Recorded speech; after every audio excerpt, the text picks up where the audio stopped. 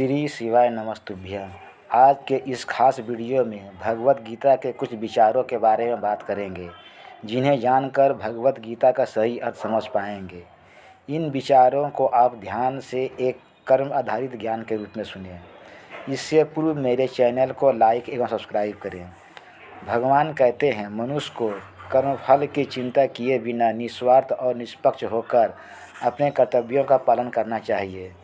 जिस मनुष्य में ज्ञान की कमी एवं ईश्वर में श्रद्धा नहीं होता, वह मनुष्य जीवन में कभी भी सफलता प्राप्त नहीं कर पाता है।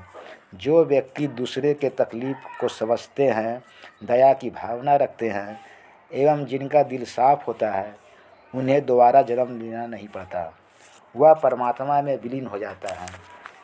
प्रेम सदैव दूसरे को खुशी देता है, जबकि अहंकार दूसरे की खुशी छीनता है। जो दूसरे की निंदा एवं नज़र रखता है, उसे तो न इस लोक में और न ही परलोक में शांति मिलता है।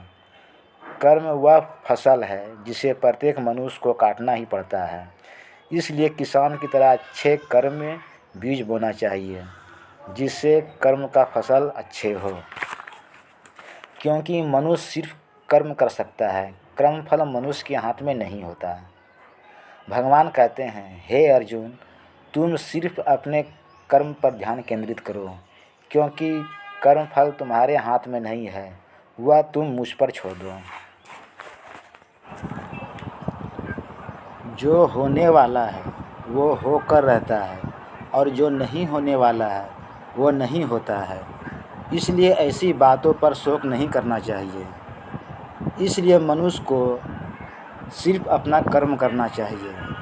भगवान कहते हैं, इस संसार में ऐसी कौन सी वस्तु है जिसे मैं प्राप्त करना चाहूँ और प्राप्त ना कर सकूँ, फिर भी मैं कर्म कर रहा हूँ।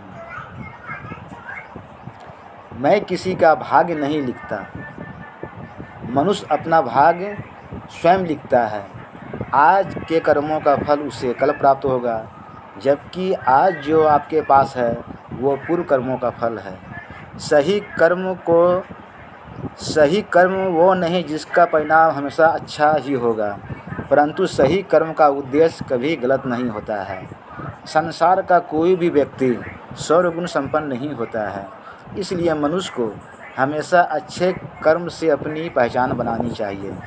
कोशिश कीजिए, ज़रूर हल निकलेगा, आज नहीं तो कल।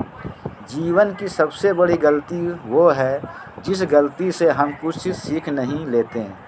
आज के लिए बस इतना ही।